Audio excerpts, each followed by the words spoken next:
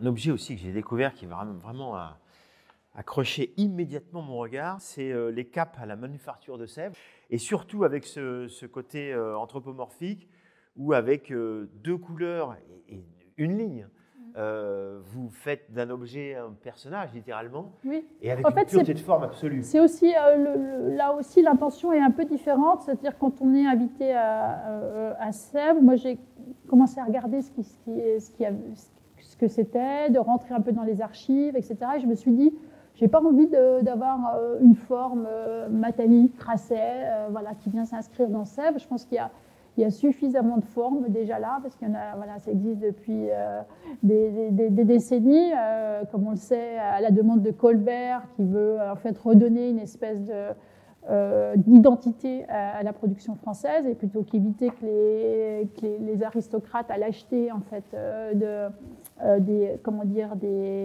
l'art de la table en fait à l'étranger puissent le faire en France. Donc j'ai en fait regardé ce qui était là, et donc et j'ai simplement eu cette idée de faire cohabiter deux pièces, une pièce qui est plutôt 19e et une pièce qui est plutôt 20e en général. Donc il va y avoir un corps et puis une autre partie donc, qui est un peu anthropomorphe et une autre partie qui va venir dessus. Et cette autre partie, donc il y a déjà le moule qui est là, mais je vais pouvoir la sectionner, la travailler comme une cape en fait, donc en faisant une petite collection comme ça.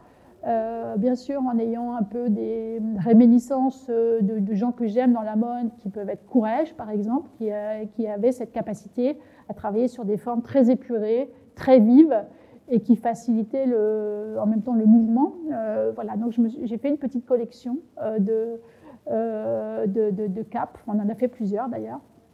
Et j'ai adoré cette collaboration, puisque faire en fait ces objets, ça demande une dizaine de participations en fait au sein de la manufacture. Et petit à petit, j'ai eu le feedback en fait que je pouvais demander un peu plus dans la matérialisation de leur savoir-faire. Et donc petit à petit, les capes sont devenues un peu plus sophistiqué, avec des ajouts, avec des retraits, avec des petites surépaisseurs, etc., qui va encore plus montrer, tout en restant très très simple, le savoir-faire de toutes les équipes embarquées dans cette aventure. Donc c'est un très très beau projet. Et dont on comprend que vous avez vraiment avancé petite touche par petite touche, un petit peu une façon aussi de ne pas brutaliser. Voilà, je suis arrivée avec un concept, et si on faisait ça, et voilà, et en fait, on est parti sur ce concept. Alors, cette question de la transmission, du partage étant essentielle à votre approche, je voulais évoquer aussi le musée mobile d'art contemporain, où il y a une volonté aussi, bon, ça c'est, il y a d'autres exemples, hein, mais c'est l'idée un petit peu de sortir le musée du musée finalement, sortir les œuvres du musée. Aller vers les gens. Aller vers les gens. Moi, je suis née dans un petit village de 80 habitants, et j'aurais tant aimé que le MUMO vienne se poser chez moi, parce que peut-être ça m'aurait donné des déclics plus tôt. Alors vous l'avez posé chez d'autres jeunes. Voilà, donc l'idée c'est ça, c'est beau comme projet. C'est un projet d'Ingrid Brochard qui a eu cette idée de dire il y a des fonds régionaux d'art contemporain dans toutes les régions. Ce sont des collections d'art contemporain. Et en fait, il n'y a qu'une partie qui sort, parce qu'il y a bien sûr des espaces pour les montrer. Mais voilà, et si on faisait un outil mobile qui nous permette d'aller en fait préparer une expo dans ces fonds et après rayonner sur toute la région.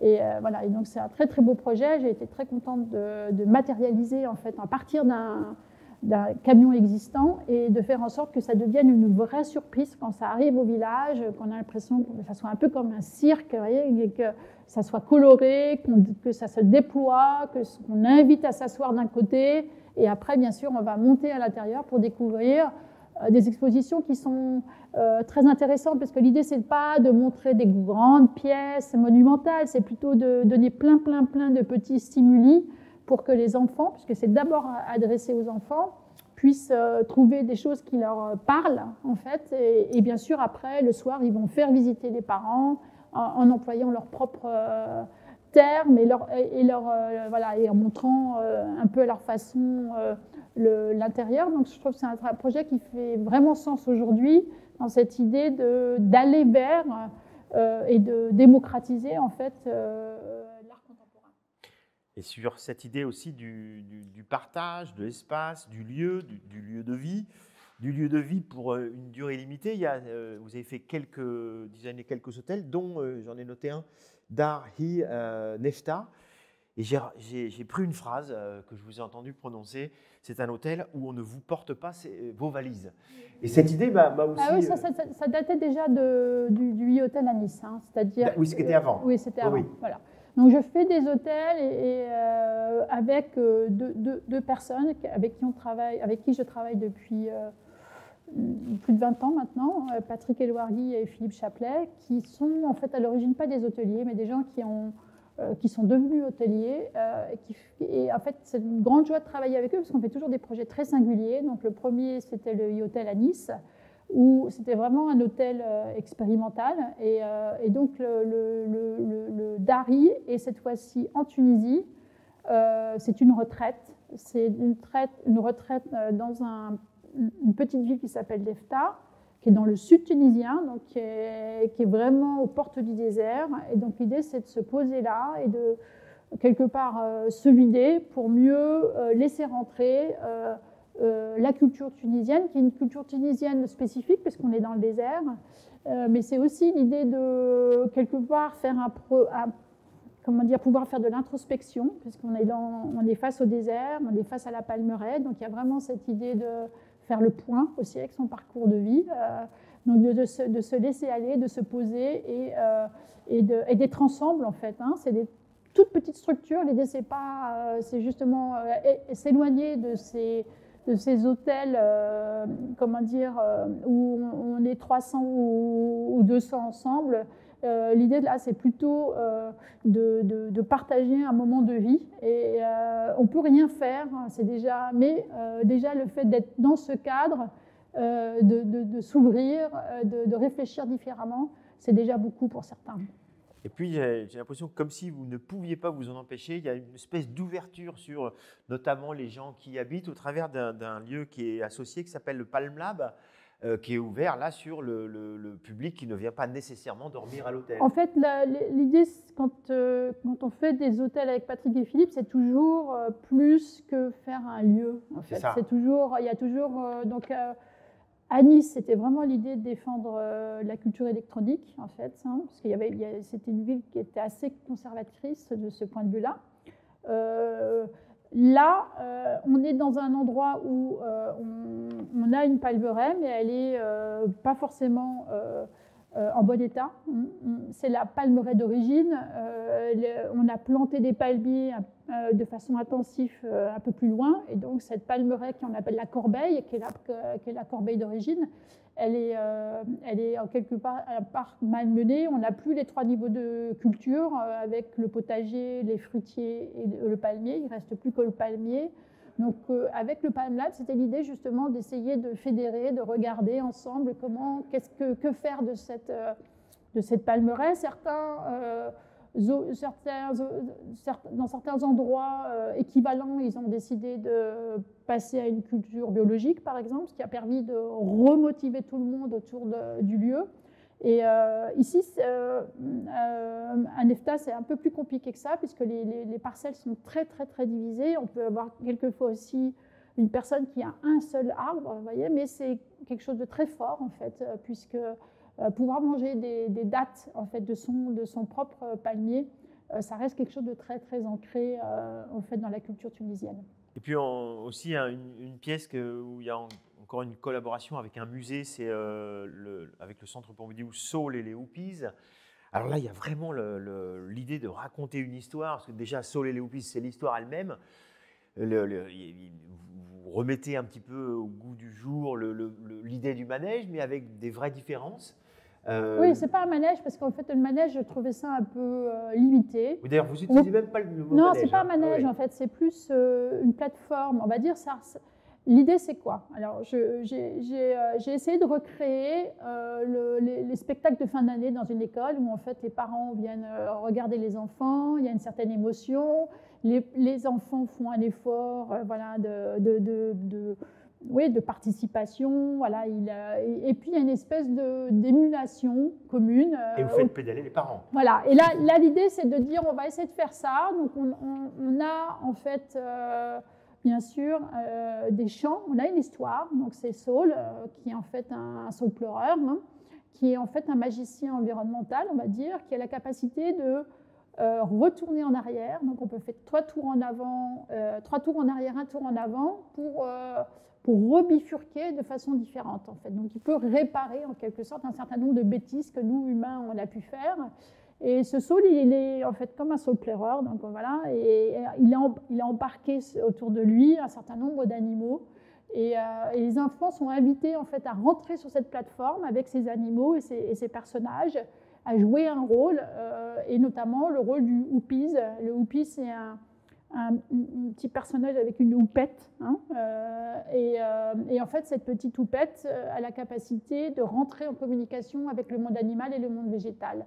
Donc voilà, petit à petit, on va prendre conscience d'un certain nombre de choses et aussi au niveau des personnages embarqués. Donc on a les vers de terre, on a les écureuils, on a une souche qui représente une personne âgée en quelque sorte, et puis on a le loup qui est gentil méchant, et puis on a des personnages qui sont des instruments de musique qui représentent le climat, parce que sous le sol, il y a le climat, et ça, ce sont des instruments de musique très faciles d'improvisation, de percussion, tout simplement. Et en fait, donc, les enfants vont chanter ensemble une chanson qu'ils ont, en fait, des chansons qu'ils ont en fait écoutées ensemble et repris ensemble à l'école, et en fait ça va être juste la manifestation ensemble de cette petite comédie musicale en fait qui va durer, je sais pas, le temps de 10 minutes, pas plus, mais de mettre son énergie ensemble autour de cette histoire du saule pleureur. Voilà. Et il y a une pièce qui m'a aussi bien parlé, c'est l'archipel tonique. Et pourquoi elle m'a parlé? C'est parce que j'ai eu l'occasion, dans ce lieu dessiné par Renzo Piano, d'aller dans l'atrium, cette espèce de couloir, parce qu'il dessert, mais en même temps gigantesque, sous plafond, dont on n'aurait même pas l'idée d'aller au bout.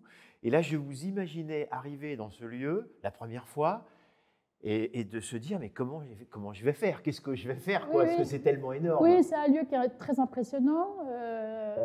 Et en même temps, j'ai été portée par la résine orange qui était au sol.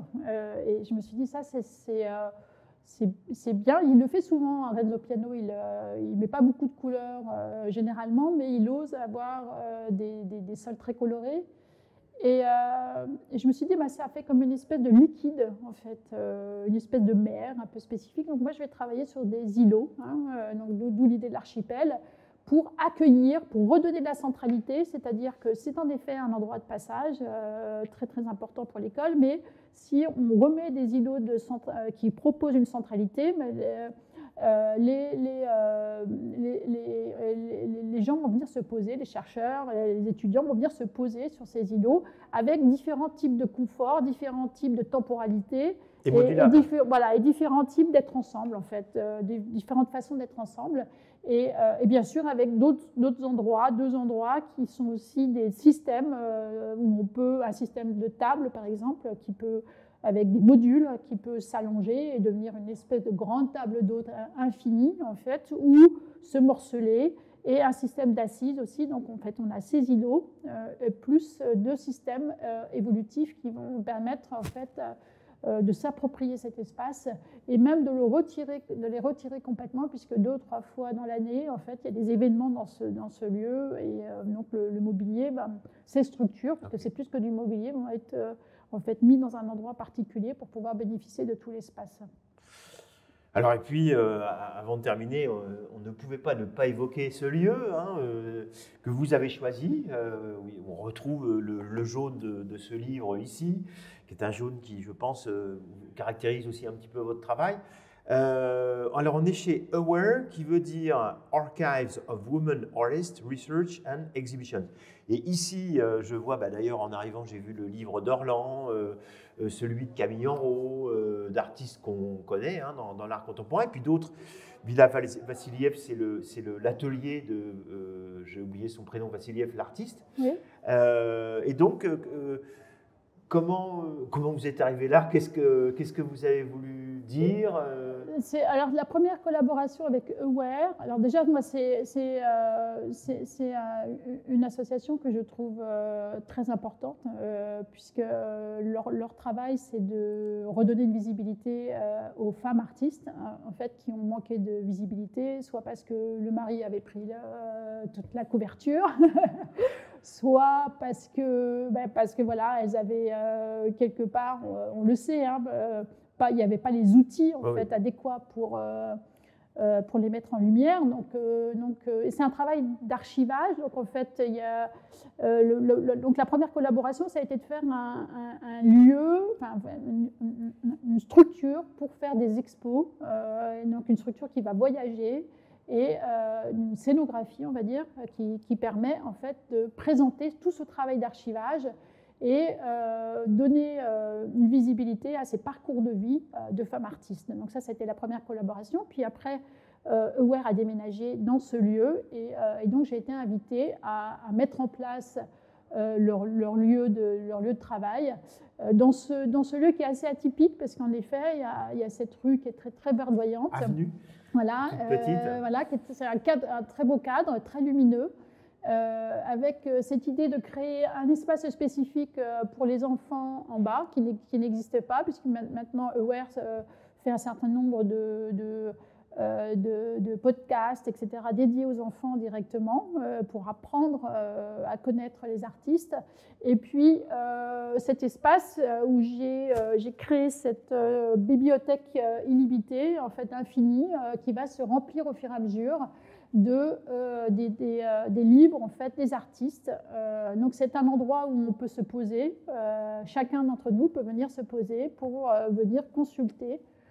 Et puis après, c'est un endroit aussi pour des chercheurs qui font en fait des études sur ces femmes artistes. Alors, on arrive au terme et j'avais prévenu qu'il y avait une question dite secrète et bienveillante. Et là, vous pouvez regarder les deux caméras qui vous font face, donc parler à notre public. Et ma question, c'est toujours un petit peu la même, mais c'est les réponses qui sont différentes. C'est si vous aviez aujourd'hui, ce matin, cette fin de matinée, un message à faire passer, un conseil à donner. Vous évoquiez l'ENSI tout à l'heure. Je vous ai vu retourner à l'ENSI pour discuter avec des étudiantes qui, en effet, n'arrivaient pas à partir, comme vous l'évoquiez tout à l'heure. Si vous aviez un conseil à donner à une jeune designeuse, un jeune designer ou un message pour agir sur le monde, je ne sais pas. Qu'est-ce qui vous viendrait à l'esprit aujourd'hui ? Je pense qu'aujourd'hui, nos jeunes ont généralement, pas que les designers, un peu de mal à s'inscrire en fait, dans ce monde qui est le nôtre. Et en tout cas, pour ce qui est des jeunes designers, je pense que ce qui est intéressant de leur dire, c'est qu'il y a tout à faire, justement. Alors que quand je suis sortie de l'école, moi, les gens n'avaient pas forcément conscience de ce qu'était le design. Aujourd'hui, ce n'est plus le cas. Et aujourd'hui, il y a énormément d'opportunités, si tant est qu'on ait envie d'affronter en fait, tous ces enjeux écologiques. Et en fait, comme tout est à reconfigurer généralement, vous voyez, il y a des opportunités énormes. Mais ça demande en quelque sorte aussi une maturité au niveau de la réflexion, au niveau des outils qu'on doit utiliser, puisque c'est une certaine complexité. Donc en fait, le message, il est très positif en disant, voilà, vous avez l'impression qu'il n'y a pas de place forcément pour... et en fait, c'est l'inverse. Il y a tout à faire et les gens aussi, en quelque sorte, ont envie d'agir maintenant. Je pense que, donc si on pourrait en tout cas être dans cette capacité de redonner aux gens la possibilité d'agir aujourd'hui et en même temps de leur faire comprendre en quelque sorte qu'est-ce que ça veut dire quand on achète en fait quelque chose c'est quoi la conséquence en fait de notre acte d'achat. Donc si on pouvait avoir ces deux rôles, ça serait déjà énorme. Et donc voilà, c'est un peu le message que je voulais donner à la jeune génération. Eh bien, merci pour ce message. Merci beaucoup, Nathalie Grasset, pour cet entretien. Merci à vous. Merci.